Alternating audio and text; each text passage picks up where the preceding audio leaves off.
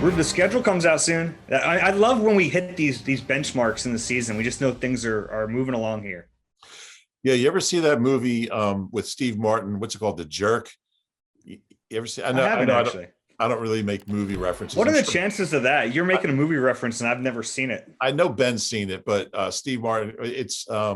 I think it's the Jerk. Yeah, it's the Jerk. He went the new. You've probably seen the clip. The new phone books are out. The new phone. He freaks out because they got their new phone book. Back when there were phone books, they got delivered to your like front door once a year, every couple of years, and he just like freaks out because the new phone books are here. That's like me on scheduled day when the schedule comes out, and I think there's like a symbolism in it because that's the day.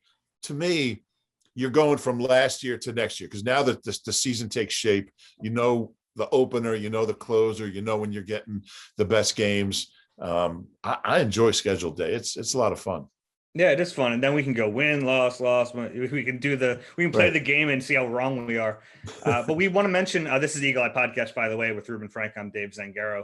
We will have a podcast on Wednesday night. Normally we record on Thursdays, but we want to react to the new schedule and we'll have that game. We'll go through the ups and downs of whatever the schedule looks like. We'll see if the Eagles play in London. There's a chance.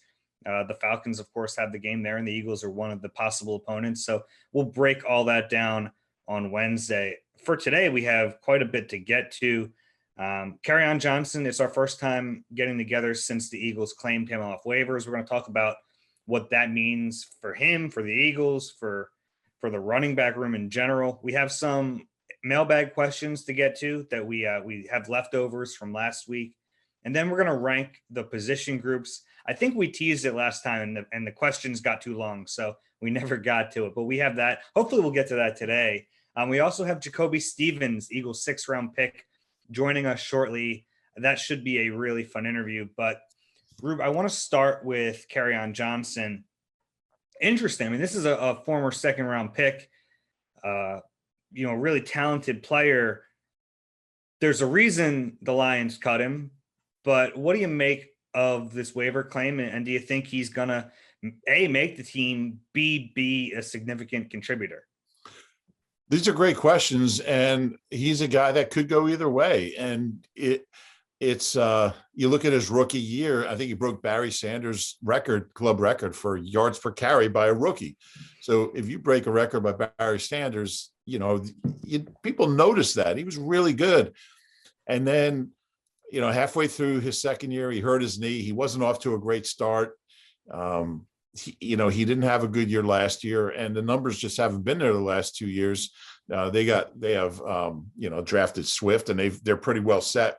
Deuce Staley is their running backs coach, and so you're getting a guy that Deuce didn't want, basically. But he's got talent. It's just to me, it's the knee. It's how healthy he is.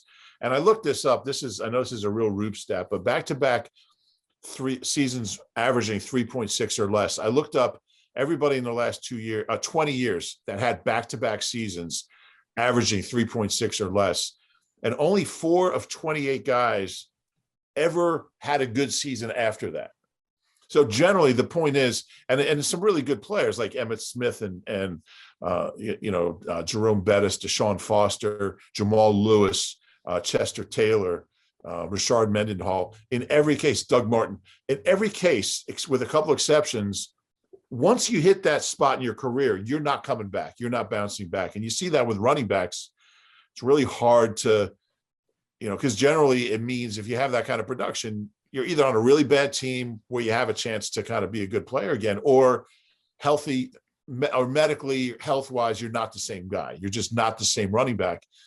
And in almost every case, once the guy had 2 years like that, he never recovered. So the exceptions are Darren McFadden, Doug Martin. There's a couple of them. I mean, Eddie George is a guy that once he hit that level, he never came back. So the odds are against him. That's a long-winded way of saying the odds are against him ever regaining his rookie form.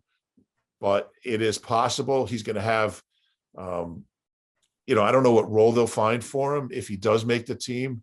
I still think he's a long shot to make the team, Dave. I do, because, Gainwell is here. Boston Scott's here, who's been very productive in the role they've given him the last couple of years.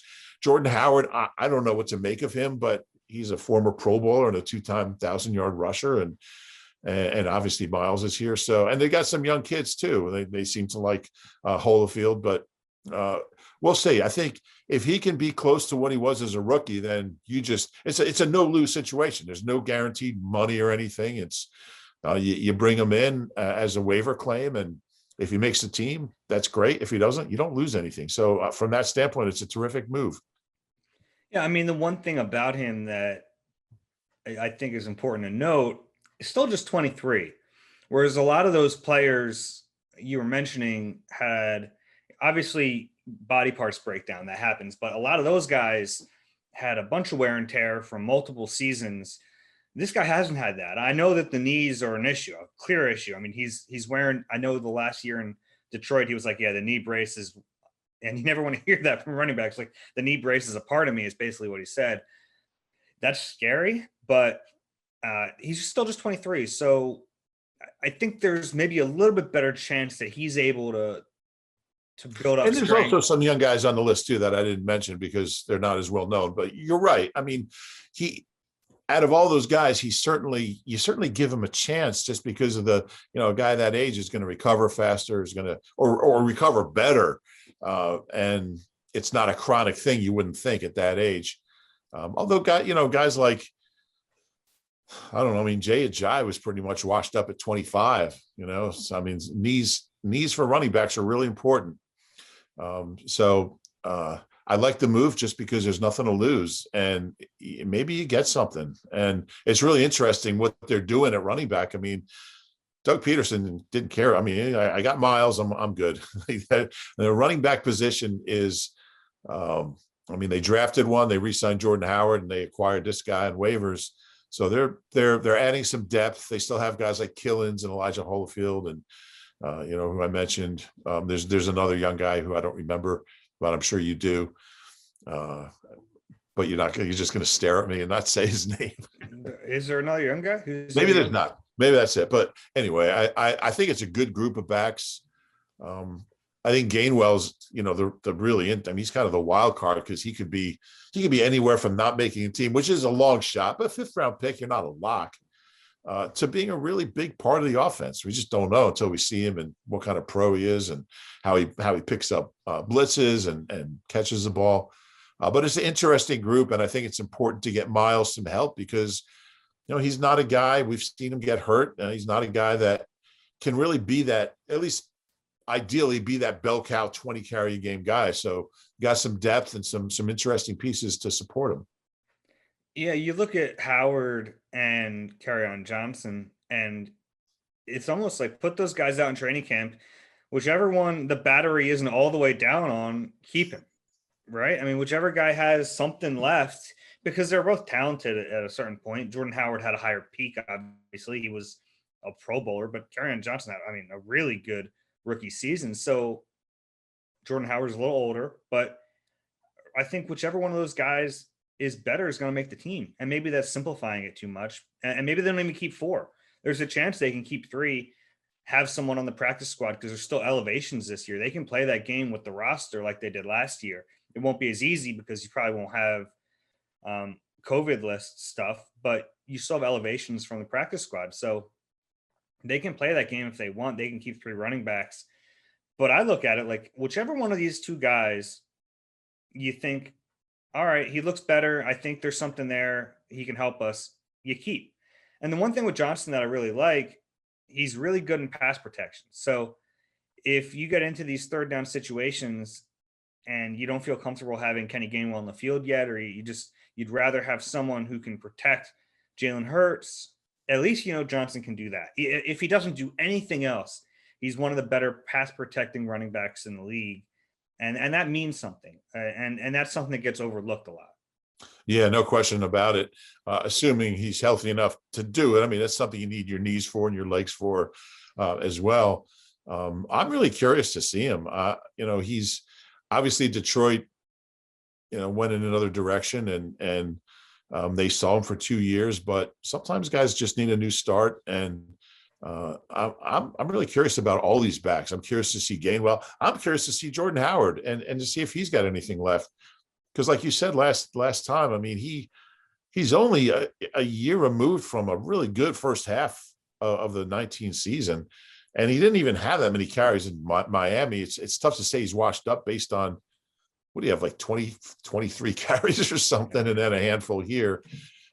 So he's well rested, and we'll see. But it's a potentially, I think, definitely an upgraded running back room with versatile guys. Jordan Howard's not much of a receiver, but the other guys are certainly.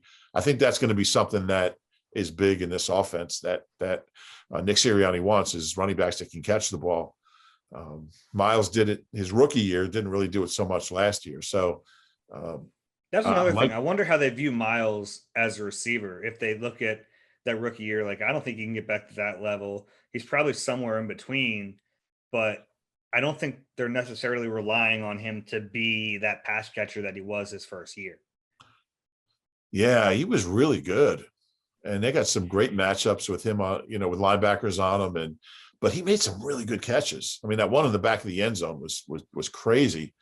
But it's weird because he wasn't making typical, like, running back catch. It wasn't like a ton of screens. It was like run a wheel route 30 yards downfield and beat a linebacker. Like, it was kind of a weird way to put together a big receiving year for a running back. Whereas normally you think about screen passes, maybe even lining them up in the slot. They didn't do that with Miles. It was just everything else broke down. He'd be downfield catching balls. Yeah, I think they took a lot of people by surprise.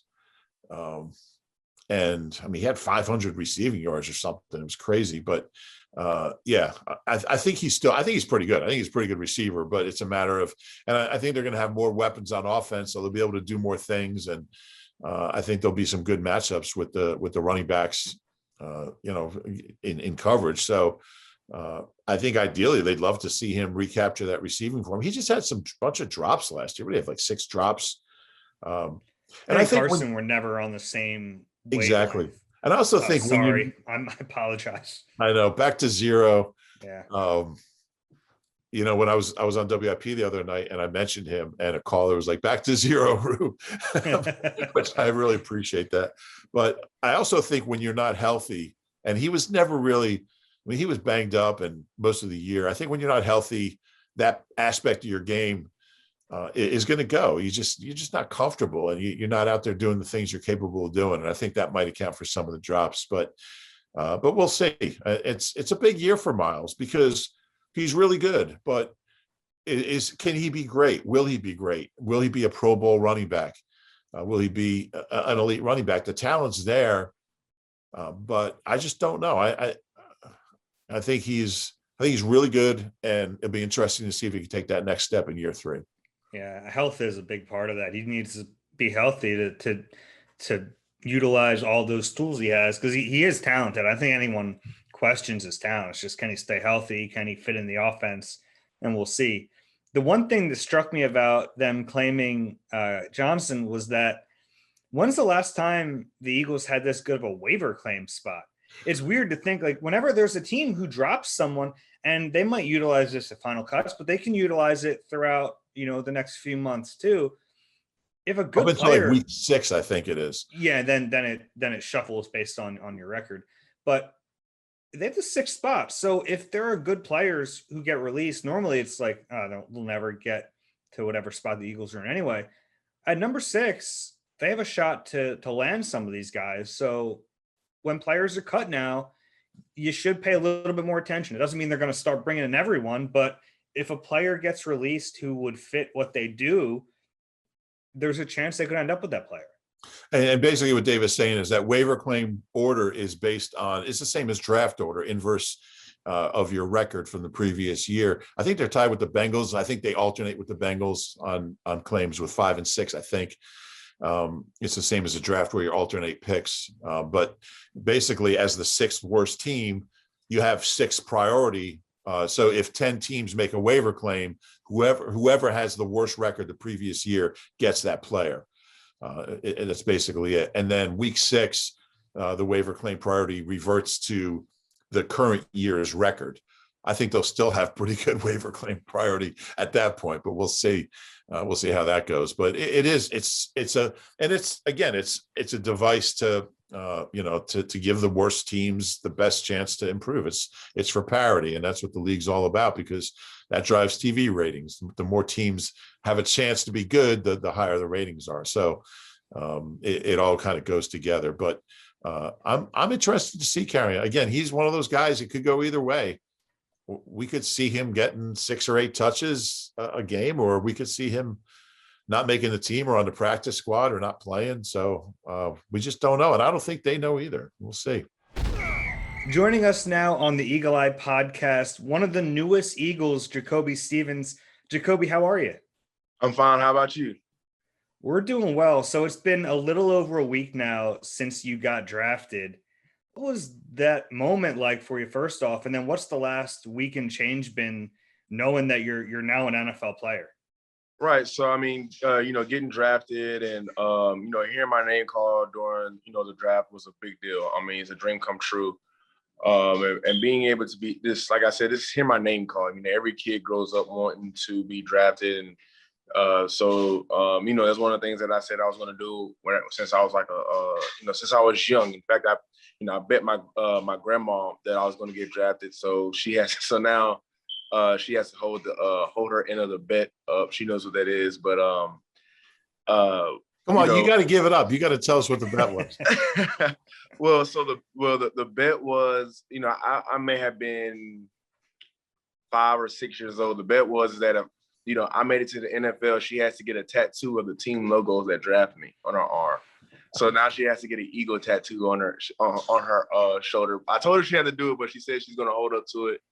So it's going to be interesting. But I'm picturing grandma like watching your success at LSU, like, all right, but like slow down a little bit. Right. Right. I think the closer we got to, this right here, the more and more she was like, I'm really about to have to get a tattoo. So she's probably hoping you'd be an undrafted free agent. She got it.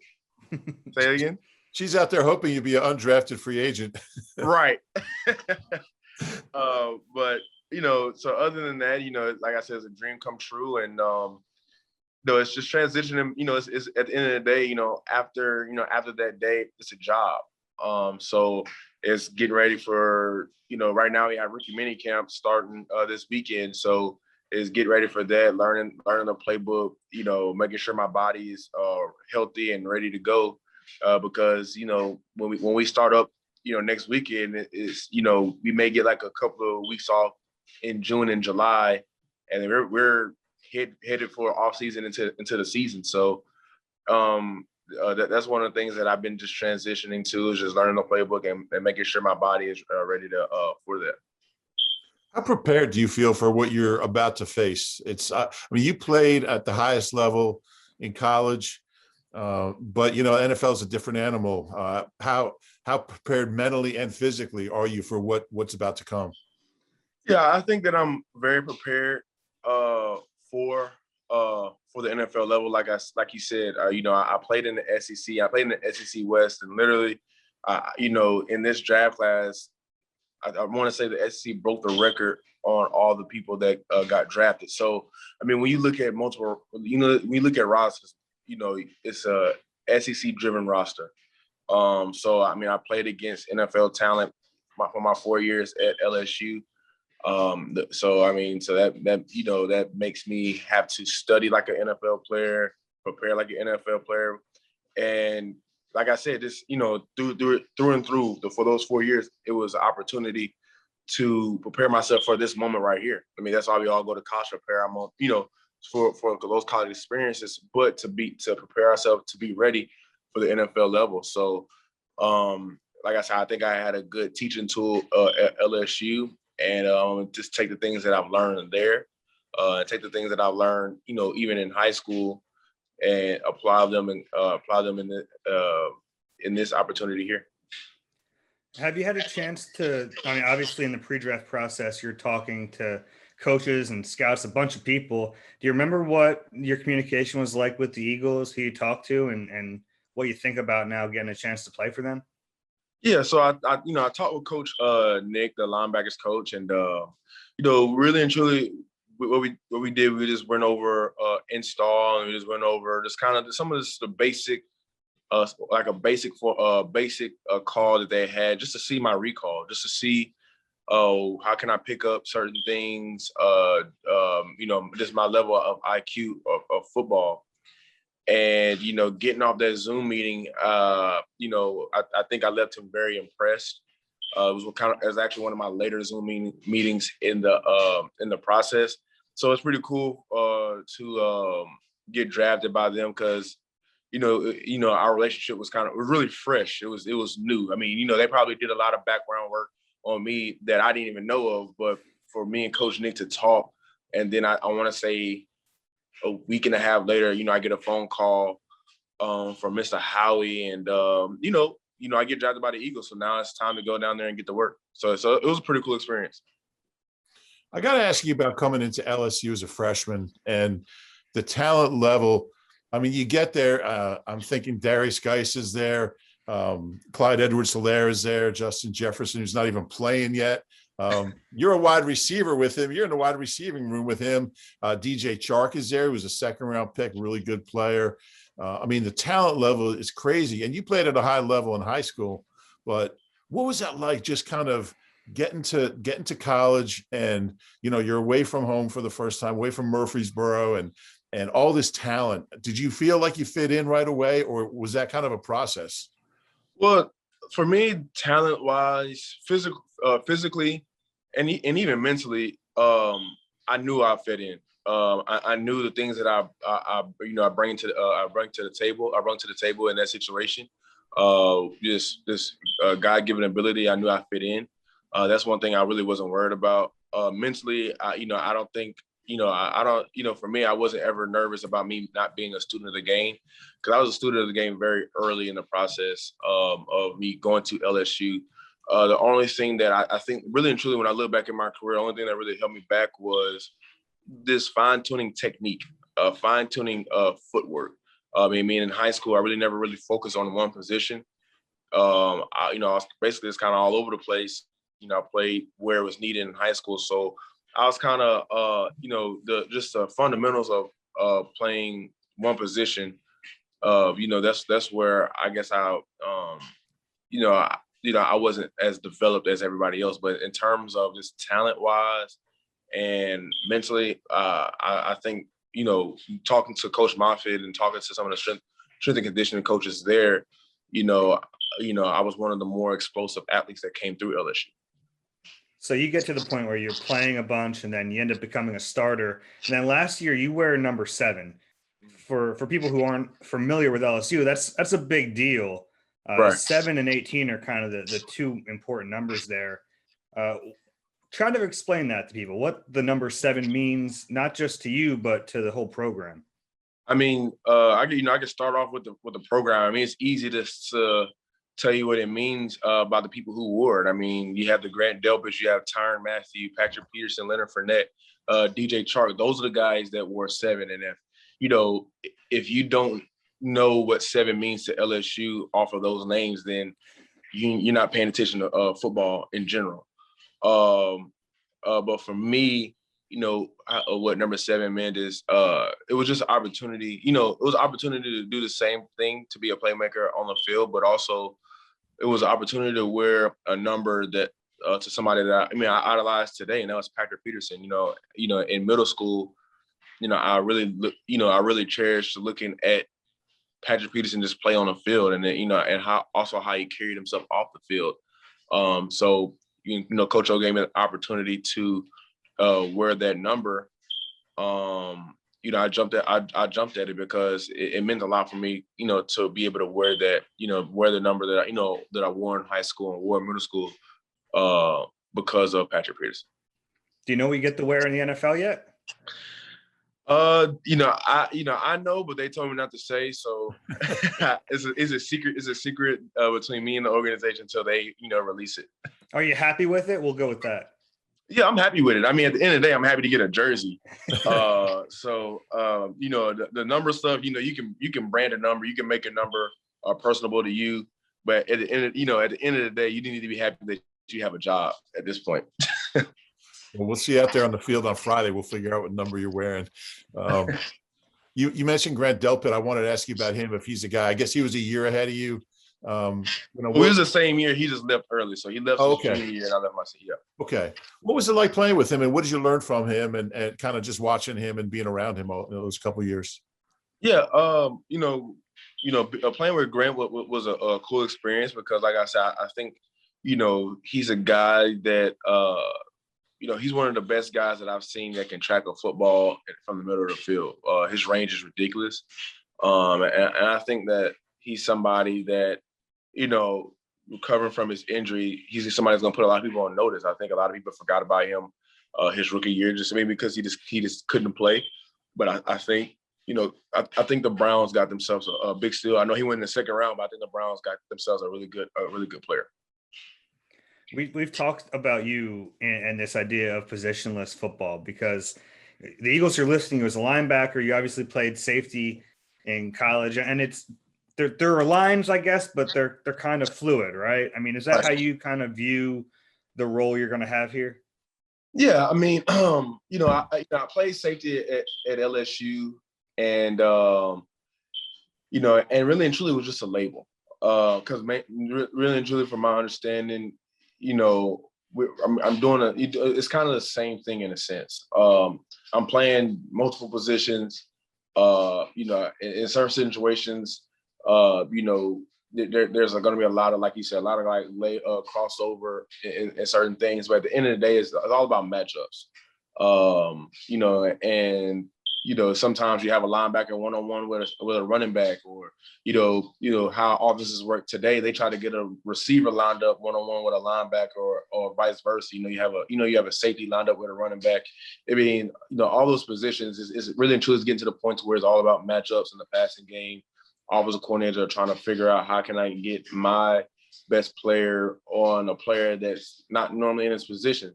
So what the Eagles are doing is trying to find people that can play multiple positions, and they so when they're put in that matchup position, they feel comfortable. So I played man-to-man on running backs. I played man-to-man on tight ends, and sometimes even at LSU, I was put in a situation where I had to cover receivers for a couple of downs. So having that experience and having that versatility behind you, and it really pays off. Like I said, I think that's where football is moving to. It's moving to basketball on turf. Like, with basketball, you see with the 76ers where, Ben Simmons usually would be a power forward, or in some cases a center, but he's a 6'10" point guard. So, you have those situations, and I think that's where the NFL is moving to. And they could clinch the number one seed. I just got to mention that tonight. So everyone's talking about the Bucks and the Nets, but the Sixers lock up that number one seed tonight. It's interesting, though. You mentioned it's not just you, but you look at the whole Eagles draft on both sides of the ball. Devontae talked about he can play in the slot. He can play outside. Landon Dickerson played tackle, guard, and center at Alabama. Actually tackle at Florida State, but he's played all three spots. Really everybody they drafted can play inside, outside, different positions. It seems like it's kind of a philosophical thing, that they're kind of looking at players like you who can do a lot of different things, aren't easily labeled and are versatile, but not only that, are willing to do whatever's best for the team and play any role that's asked for them, which isn't always easy for a young guy, to kind of put their own thing in the background and say, I'm just going to, I think you said this when we talked to you after the draft, I just want to, wherever they want me to play, I'll be happy to play there, whatever helps the team win. Right. And I mean, and at the end of the day, like you hit it right on the head, you ask anybody around, ask my loved ones, I'm very competitive. And, to do, I'm willing to do whatever it takes to win, win legally win, but win. So like I said, if, I doubt that I have to do this, but if they have to be, they have me line up as a 3 technique, trying to take on a guard and a center, being a guard, the interior O lineman, I'll do it. I don't know how successful I'll be, but I'll try. But like you said, at the end of the day, it's about putting yourself aside and doing what's best for the team. And once you get those type of players, I mean, you've seen it with the Buccaneers, with Leonard Fournette. During the beginning of the year, middle of the year, he wasn't playing a lot. And, most guys, they'll check out or they'll ask for a trade, become a distraction. And, he was able to put himself aside. And when his number was called, he was basically one of the ones that carried them to the Super Bowl. So, you always have those stories in every championship story. I mean, us at LSU, you had so many people that had to put themselves to the side and sacrifice for the betterment of the team, because not only did it fit the philosophy of what's going to go on, but it made us most successful. So I think in every championship run, you can find a story where somebody always put themselves. Majority of the time, somebody always really sacrifices and put themselves above the put themselves aside for the team's success. Hey, JaCoby, I wanted to ask you about something you said in our first talk with you right after you got drafted. It was such a cool answer because someone asked you about Devontae, and you mentioned about how precise his routes were, that he kind of disguises everything, which it says a lot about him. And I like the answer so much, I asked Nick Sirianni about it. But he was kind of also impressed with you, recognizing that it kind of shows that I'm guessing film study is a pretty big part of what's led to success for you. Is that fair to say? Oh yeah. Like I said, I think that like I said, I'm a student of the game. There's a lot of people that love playing the game. That love playing on Sundays and Saturdays, but how you separate from people that's just good athletes or just okay players from the Tom Brady's and the great players, the Tyrann Matthews, is what you do between now in the NFL, what you do between Monday and Saturday, or whenever you play on Monday was Tuesday to Sunday. It's what you do between those times, your preparation and being a student of the game. Because really and truly, everybody at this level didn't get there. They didn't get there just because they knew somebody. Everybody has talent. I think the talent level is really the same. Of course, you have better athletes than others. I mean, that's just kind of like in the SEC. But what separates you is your preparation. What separates you is being a student of the game and knowing football. Because in situations you can get to a spot before you can get to a spot before they can, because on the film this is what they do, or you get showed this thing because this is what makes it makes Devontae run a certain route, and he's playing right into the coverage because this is what he does time and time again. So I'm just using that as an example, but that's what separates a lot of guys. A lot of guys get into well, he's just super duper fast, or he's just a lot of people get with Tyrann Matthew that I love it because they just think that Tyrann just goes out there and just plays on Sundays, and he just plays on Sundays, and he's just this great NFL player. And I tell him, like, do you not think you don't think Tyrann studies? The type of plays that he makes. I'm getting chills talking about it. The type of plays that he makes. That's of course he's a great athlete, but that's 100% film work. And I guarantee you that he'll say that himself. So I think that's what younger guys need to understand, that film work is what separates you apart in any type of level of game. I got to ask you, JaCoby, you obviously had really good coaches every step of the way at Oakland, at LSU. I'm sure as a youth football player, it's like we're talking to a coach right now. I mean, you obviously think that way. You think like a coach when it comes to preparation. And I know you haven't even started your NFL career yet, but is this something that down the line you would like to do, become a coach one day? I mean, I know we're getting ahead of ourselves a little bit. Right. I mean, any opportunity I get after I'm playing, I take it. Of course I want to stay around the game.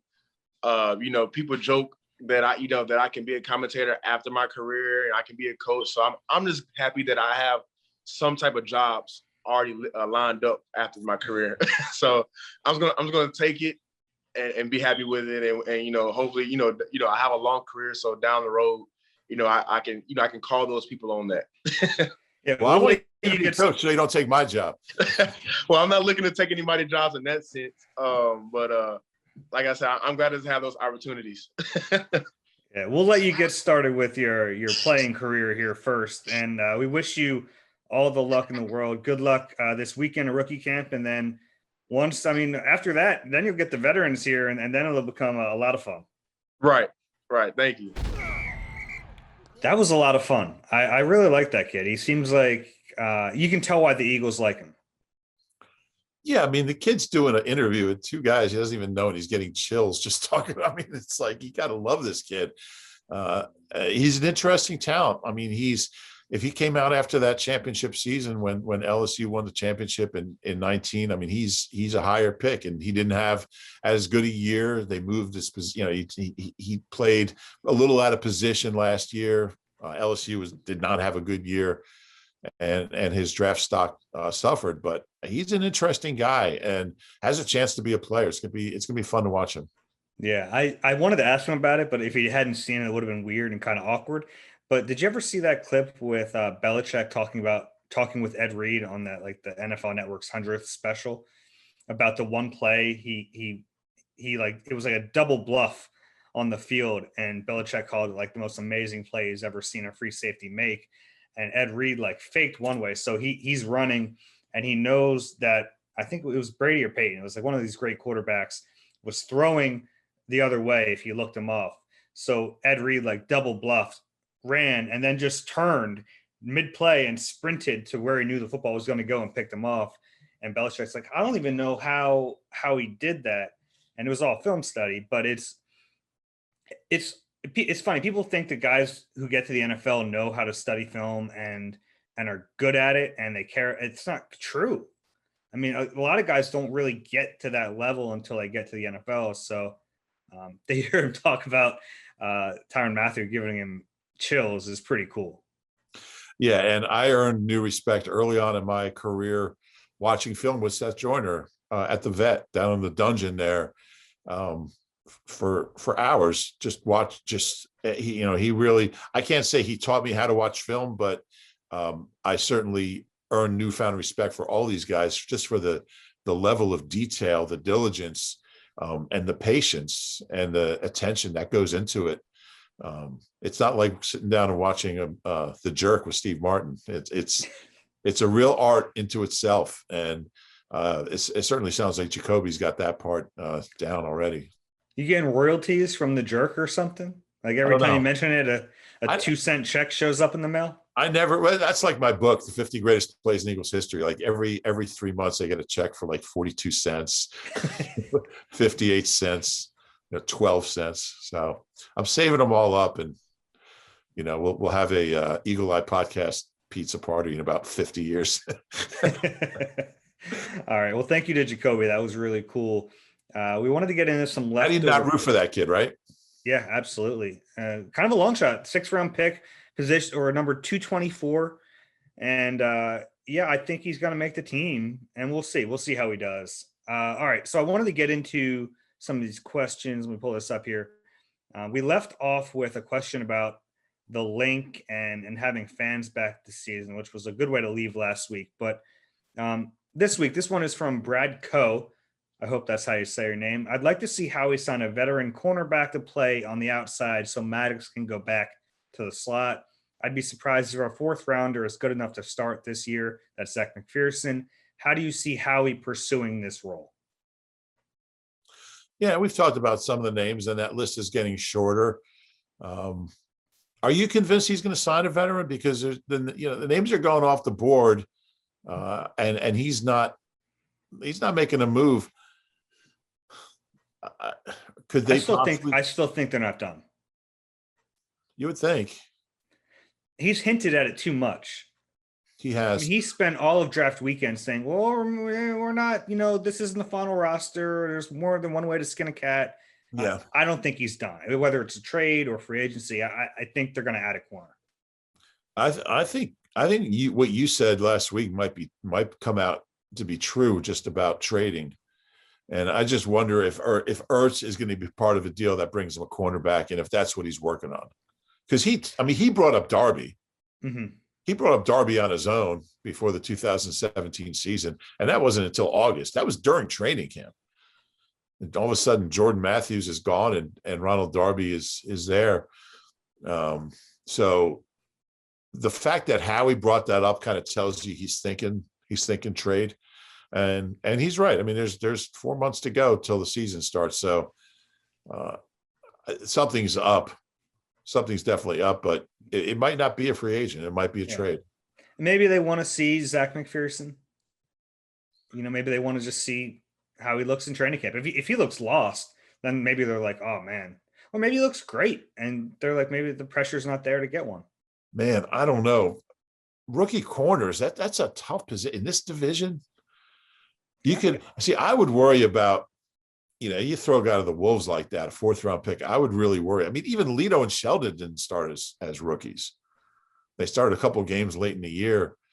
But I would worry about a guy like Zach McPherson, just the long term. If you throw a guy who's not ready out there, you can do some damage. So I'd almost rather have Michael Jacquet out there and all right, go commit a bunch of DPIs, and you're not really worried about his, he's been in the league. You're not worried about his, how he reacts to it. He's but because you don't have anything invested in him like McPherson. So, but I don't think it's going to come to that. And I still think they would start Avante outside ahead of, if it comes to that, you just start him outside, re-sign Kerryon and put him in the slot until they both. Yeah, I mean that would be probably a better situation. But even if Avante might start and then slide inside on nickel downs too. Yeah, I could see something like that. Yeah, I mean, the thing that worries me about, and both of those guys, really, Avante and Kerryon, they both have shown flashes at times of being decent, but neither one can stay on the field, and that's a problem too. Now, they get hurt, and now you're bringing in the Jamison Houstons and Michael Jacquets and Kayvon Seymours and of the world, and you get into trouble. So, but I do think there'll be reinforcements coming in to answer the question. In what form, we just don't know yet. Yeah. If you had to guess, trade or free agent, which way would you lean? I think trade, because I think it was a free agent, it would have happened by now. You might be right. I mean, free agent is, statistically more common, but how he trades. I mean, how he's a trader. He's always been a trader. How are you spelling that? All right. Next question is from Robert B. 6, a bunch of numbers. What happens as far as the cap on June 1st, and when does training camp begin? All right, the first question we'll get to in a second. When does camp begin? We don't know the date yet. It's normally late July, early August. 10 days before the first preseason game, usually. Yeah. And we'll see what happens with the preseason this year. Yeah. I'm one of the few people that, I think you're with me on this. I actually enjoy the preseason games because it's your chance to see so many of these young guys. I don't think it's right that they make people pay for them, but like their regular games. But as a fan of the game, I enjoy watching these young guys. It might be our only chance to see a lot. It will be our only chance to see a lot of these guys. So I enjoy them. I'm looking forward to them. I'm not going to say I missed them last year, but I do enjoy preseason games. One of my favorite stories every year is, and I obviously didn't get to do it last year, but before the first preseason game, I go around to the veterans and ask which of their young teammates they're looking forward to seeing in a game for the first time. And that's always fun. And a lot of times you learn which guys behind the scenes are putting in the most work, that their teammates are like, oh, I want to see this guy. Yeah. That's always a good story. So is ask a bunch of older veterans what they remember about their very first preseason game. That's always a good one. Yeah. And Kelsey's like, all right, this is like the 14th year you've asked me about this. He remembers too. He's like, Rube, you asked me that in 2017, 2018, and 2020.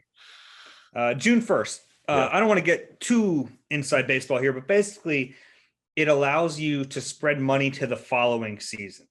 So, if you had a big cap hit that the team would have to swallow in 2021, after June 1st, you can spread that bonus money to the next season. You can split it basically. So for a team, and like the Eagles, it would help. In a case with, Zach Ertz, they would save a lot more cap space this year if they could then spread some of that out to next year if they wait until after June 1st to trade him. I don't know if it's a reason that they're waiting, but it would give them some added cap relief this year. And you're only allowed to designate 2 moves as post June 1st moves and do them before. And the Eagles have already done that when they cut Malik Jackson and Alshon Jeffrey. Now they have to carry that full cap hit through to June 1st, but then once June 1st comes, they're going to get an extra chunk of change savings there. Pretty good savings. I think $2 million each get removed at that point. So that's basically the way it works. It just allows you to spread cap money from 1 year to 2 years. Well said. Should I go more? But basically, so you have these bonuses. Oh, here we go. You have like bonuses on the contract. So if you have a 5-year contract and there's a $5 million signing bonus, there's $1 million per year. So if you cut a guy, they would not escalate. They would what's the word I'm looking for? I don't know. They would jump up. They would end up counting this year. Accelerate. They would accelerate. Thank you. They would accelerate. They'd count this year. The June 1st thing allows you to spread it some the next year. But it's also something you have to juggle because you don't want to get too bogged down with, you don't want to move too much of this stuff into the future either. Yeah, but the future looks bright, especially right now when in a year where the cap is down because of a loss of revenue. Right. Next year is probably going to be the biggest salary cap jump we've seen maybe ever. Well, from this year, yeah. Yeah. Sure, it has to be. Yeah, that's why you do it. Next one. Will Nick Sirianni ever run out of 2-point conversion plays? In parentheses, will he be as aggressive as Doug Peterson going for 2 and on 4th down? That's an interesting question. We don't really know what kind of play caller Nick is going to be. He didn't call plays in Indy, and we're kind of, looking at what Frank always did. And Frank's I think aggressive. I think a lot of Doug's aggressiveness came from Frank. I think Doug, it's one thing to be aggressive. You have to be aggressive at the right times in the right situations. And I think when Frank was gone, Doug's judgment on some of those things got a little skewed. But I expect Nick to be like, he seems like a really aggressive guy. He seems like a guy that does listen to analytics and pays attention to that and considers it, not the only factor, but I expect him to be similar to Doug when it comes to taking those risks, those calculated risks, and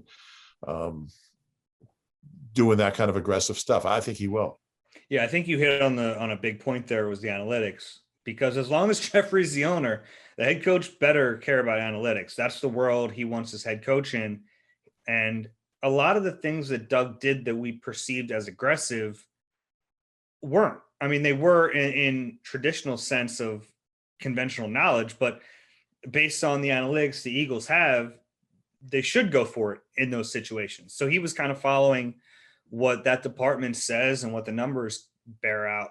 And my argument against that sometimes is that would the numbers still say that if teams were doing it at that rate?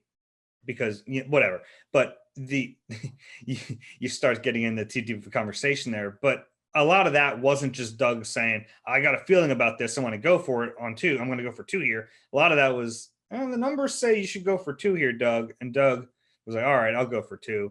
And that's kind of how it works. And I think if Nick Sirianni's smart, he's going to listen to the analytics. That's how you keep your job.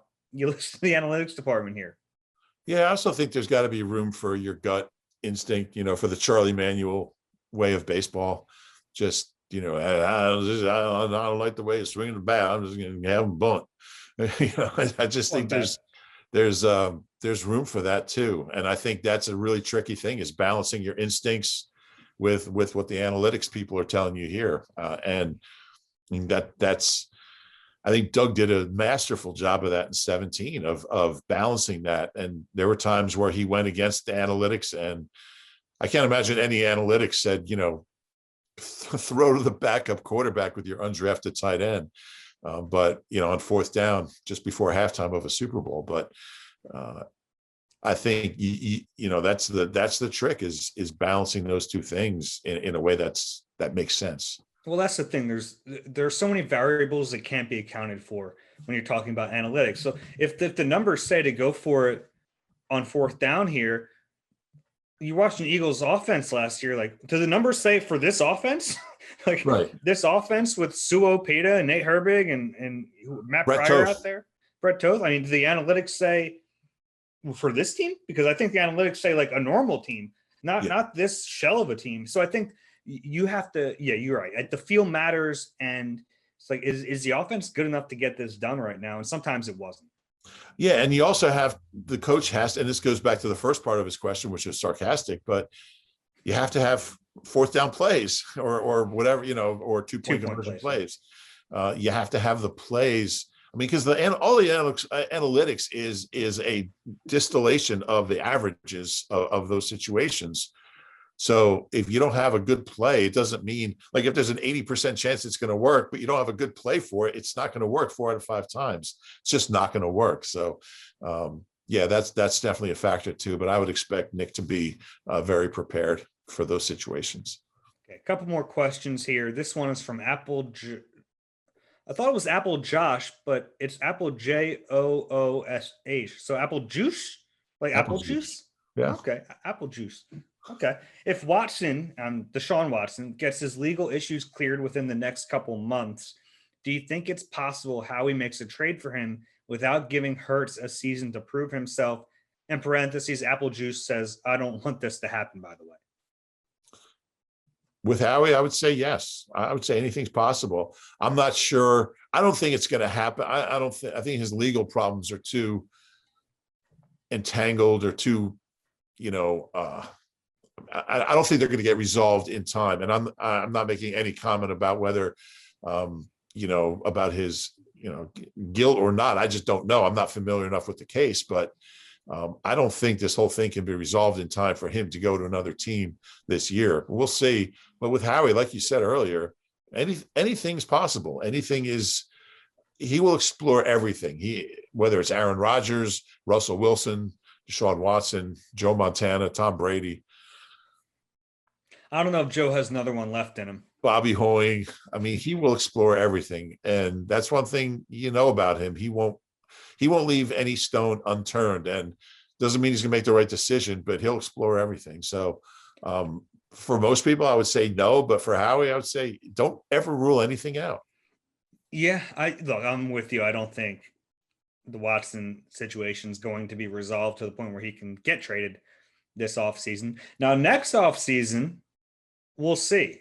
And our buddy Peter King put together like his own odds, and he had the Eagles atop the list of potential teams. And it makes sense, from a football standpoint. Deshaun Watson's great. He's a great player, and the Eagles have all these draft picks coming next year. So they have the ability to get a player like that if he's available, and it makes sense organizationally to do it. I agree with you. Like they're gonna look into it unless Jalen Hurts has an incredible season. Yeah, I would, or a good season. Yeah, a very good season. Sure. I would agree with that. Last question here is from Steve Barnes 72. Why don't you guys like Billy Joel? I've seen him twice in the UK, and we'll hopefully be seeing him at Madison Square Garden in December. He's great live. I don't dislike Billy Joel. You dislike Billy Joel. I've actually seen Billy Joel live. I've seen him twice live. I've seen him by himself, and then I've seen him with Elton John. I'm a bigger Elton John fan. Love Elton John. Yeah, I'm a big Elton John fan. But like Billy Joel's fine. You don't like Billy Joel. Remember when Billie Jean King was in the green room back when we were doing Daily News Live or PST? And were you there that day? And somebody introduced me to her as this is Rube. He's a big music guy, and she started asking me about bands. She's like, give me 2 bands from Philadelphia that I should listen to. And I gave her RFA and Hop Along, two great Philly bands. And she goes, oh, okay, let me write these down. She writes them down in her little notebook, and she goes, I'm going to tell Elton about these too, and have him listen. And I was like, oh, you're friends with Elton Brand? I was going for the cheap laugh, but it was really cool. And she's like, so somewhere out there, maybe Elton John's listening, because I know Elton John is into really, he loves new bands. I think he does he do a Sirius show plays new music on Sirius? I'm not sure, but that's pretty cool that she's like, I'll just tell Elton. Yeah, she's like Elton. And I'm like, oh, you're friends with Elton Brand. but yeah, she was awesome. She was so nice. John Clark. By the way, if I ever got knighted, I would make people call me sir. Isn't he Sir Elton John? I think he is. I would make people call me sir everywhere. John Clark was in there. He's a big tennis guy, as you know. Sir John Clark. And they were, yes, Sir John Clark. They were. I think it's Captain John Clark, right? Actually, but they were going over ad court serves, and she's like, serving is all math. That's all it is. It's just math. And she's like diagramming stuff and ad court serves. But anyway, I love Elton John, and I mean everything up through Yellow Brick Road is brilliant. My problem with Billy Joel is his lyrics. He's the worst lyricist. I think he's got a good knack for melody. I like playing his stuff on the piano. I won $100 in a talent show freshman year in college for playing a Billy Joel song called Root Beer Rag. I think it's from Street Life Serenade. I think he's got a great gift for melody, but he writes the worst lyrics I've ever heard in my life. Like, write out the lyrics to "We Didn't Start the Fire" sometime. And I had to. It's embarrassing. 8th grade social studies class, we had to write our own "We Didn't Start the Fire" with stuff that had happened during our lives, which at that point we were like 13. It's not much had happened, There's the Evesham Township School District in action right there. All right. Let's finish up. I will say The Stranger is a really good record. I like The Stranger. Okay. Yeah. So it's not all hate for Billy Joel. Yeah, most of it is, though. The lyrics just suck. Coca-Cola Wars, isn't that one of them? And he hasn't written a good song in like 40 years. He's just a nostalgia actor at this point. So I don't know. Whatever. I was trying to leave you on a positive Billy Joel note. I know you were, but I wasn't going to let it happen. All right, we're running late here, but I can't put this off another podcast. We've said for 2 times we're going to do it. So let's go through and rank our positions. You want me to go first, or you want? Yeah, how do you want to do this? You want to do our first, and then second, and then third? Sure. Yeah, let's start with number 1, and we had some stipulations for this. One was that we're assuming health. Unrealistic stipulations. Yeah, unrealistic stipulations. We're assuming health because it's too tough to try to project who's going to get hurt. And the other thing is, this is the roster as it stands now. So everyone who is on the roster is on the roster, and there's no one else added. So at number 1, want me to go, or you say it? You go ahead. I had offensive line. Same. They're just good if they're healthy. The starters are good. They have Landon Dickerson as a backup, and then their top backup tackles, either Mailata or Andre Dillard. That's pretty good. Yeah, and again, the health thing is a question, but I mean, if they're healthy and you go Kelsey, Brandon Brooks, Lane Johnson from you're 60% all pro right side of the O-line, and say Amalo's solid, and we'll see what happens at left tackle, but either way, they're going to have a good option there. So I think healthy, this is a loaded offensive line, and I think they're going to be decent on offense if that O-line is intact. Yeah. All right. How about number 2? I went D-line. Me too. And this probably would make Howie really happy. This is what they want. Yeah, you're right. I'm not sure anything we say can make Howie happy, but yeah. And great draft. I still think they're, an edge rusher short. I'd like to see, I've been saying this for 5 years, see Barnett take that next step. I'm bullish on Sweat. I think Sweat with increased reps will potentially be an 8 to 10 sack guy, double-digit guy. Brandon's still playing hard, so they're really good. And I mean, they're loaded inside. You can make a case that they're number 1. They're healthier than the O-line, so there's less question marks from there. But the 2 lines are definitely the strength of this team right now. Yeah, and I mean, inside, you're right. Fletcher, Javon Hargrave, now Milton Williams, Hassan Ridgeway, even Marlon Tuipulotu. I almost nailed it. I just wanted to get there and nail it, and I didn't nail it. Third, who do you have? Or I'll go. I'll have tight end. And this is assuming that Yeah. What if we just have the same list? That'd be boring. I have tight end because Zach Ertz is still here. I think this is going to drop if he gets traded. But for right now, I don't know how you wouldn't have them third. They have a guy, even if Zach Ertz isn't the same player, you have him and you have Dallas Goedert, who's a top 10 tight end. Yeah. And even if Ertz is gone and we'll see who they bring in, whether it's Richard Rodgers or whoever, I think Goddard's really good. He's not Ertz good, but he's different good though. He's different. He's more down the field. His hands aren't as good. He'll drop more passes than Ertz. He doesn't run as good routes as Ertz, but he's an incredible blocker. He's an incredible blocker, and he's more of a weapon down the field. Than Zach Ertz. So I think he's a potential Pro Bowl player. Tight end is weird because like you got O line, you're judging 10 guys. Tight end, a Pro Bowl type tight end can really help define that group. So that's why I have tight end so high. Even with Ertz not here, I'd probably still have him fourth. Okay. All right. Now we're going to hopefully deviate a little bit. Who do you have at number 4? I have running backs. Okay. We're different. I have receivers. Yeah. I have receivers fifth. I went running back receiver. And on the opposite, I have receiver running back. Okay. At 4 or 5. Well, why did you put receivers ahead of running backs? Well, first off, you have Devontae Smith, who first round pick. I think is going to be very good. Top 10 pick. And I think I'm higher on Rager than a lot of people. I see the talent is there. And I think that having the pressure off of him is really going to help. Having a head coach and a play caller who understands how to use him better will certainly help. And then after that, I think they have some unknowns. The one known is Greg Ward, who's solid. After that, I'm bullish on Quez. And I think if you get something out of Fulgham or Hightower or even J-Jaw, all of a sudden that's not a bad receiver room. Yeah, I agree. There is potential there. I ranked running back. I actually had receivers ahead of running backs, and I flip-flopped them just because Miles is a known quantity. I think Devontae is going to be really, really good, but Miles is a known quantity. Boston is a solid number 2 or number 3, wherever he ends up. And I think between Kerryon and Jordan Howard, you have a chance to have a pretty good room there. So there's kind of proven talent there. You can certainly make a case for wide receiver. I'm excited about their wide receivers. I haven't said that in a long time, but I really want to see this group. It's so hard to evaluate anybody from last year. It was just such a train wreck, coaching, O-line, quarterback play, play calling. Every facet of it was really made it hard to judge a Rager or a Fulgham or any of those guys. So I'm excited about those guys, but I just think that Miles being such a known quantity, I think he's one of the better young running backs in the league.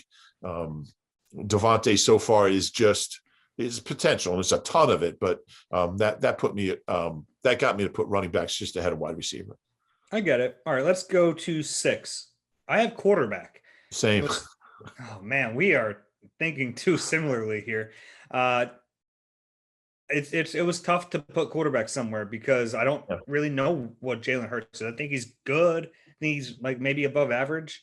And Joe Flacco is at least experienced. I don't know. It was tough to put quarterback somewhere. Yeah, it was. I think Jalen. I think Jalen's going to be pretty good. I do, but who knows? I could easily be wrong. He could be great. He could be terrible. It's a really wide swath of potential there. But I think that's kind of. I could have put linebacker ahead of Hurts or ahead of quarterback, but I think Flacco's a solid backup, so that kind of elevated it. But I have quarterback 6. And then that leaves linebacker and DB, which I'm sure we have in the same order. I can't believe how similar we are here. I'm guessing 7 linebacker, 8 defensive backs. Yeah. DB. I mean, DB by default. The first thing I did was I put DB last when I made my list, and then work from there because I think they've upgraded linebacker. They signed a guy. They drafted guys who could play some linebacker, and I think just Singleton is solid. He's just a solid guy. And TJ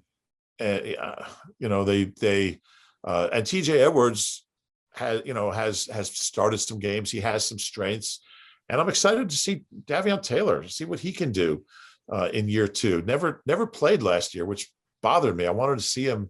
The whole thing about him was he hasn't played. He needs experience. He needs reps. And then he didn't get it. He got 32 snaps all year. So you talked about the preseason. If there was any guy who missed the preseason last year, was that guy. Yeah, seriously. He barely played in high school. He played JUCO and then 2 years of Colorado. He's fast. He's athletic. He's explosive. He's got great traits, but he just needs playing time. So we'll see how it all fits together. But I think that position group is not an embarrassment at this point. I don't think it's very good, but potentially okay. Yeah. And then defensive backs, they have a few good players. I mean, Darius Slay is a very good player. Rodney, when he's healthy, is a good player. Which, hey, we said healthy, so Rodney's a good player. Anthony Harris is a solid player, a good pickup.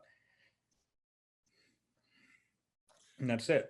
Yeah, that's it. And I thought Slay played well last year, but 30-year-old cornerbacks, you never know at what point they're going to start going downhill. Yeah, he played well last year. And I don't know, some people think he didn't play well. He played well. I don't think he played up to his level.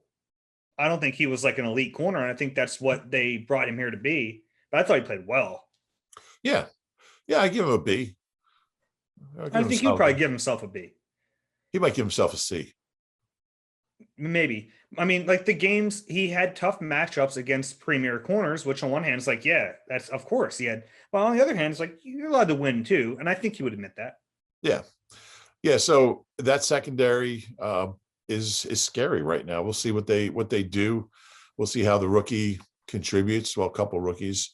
But mainly, I mean, McPherson's the guy who kind of can really help bring this grade up a little bit, but and Rodney's health, but it's a scary situation, that secondary, no doubt. Cool. All right. If you enjoy the Eagle Eye podcast, please do us a favor, rate and subscribe wherever you get your pods. If next time we rank something, let's make sure we're different. Sorry, Dave. I thought you were going to let me get through it. No. It didn't happen. If you're watching on YouTube, please click the like and subscribe button. Thanks, JaCoby Stevens, too. There. Yeah, thank you to JaCoby Stevens. That was awesome hearing from him. We wish him well. Yeah, that was a fun interview. I really enjoyed that. All right, we will be back with you guys on Wednesday night. It'll be late, but we'll go through the schedule. And once Rube said it earlier, once the schedule's here, the season's not that far behind. So for Rube, I'm Dave. This has been Eagle Eye. We'll talk to you soon.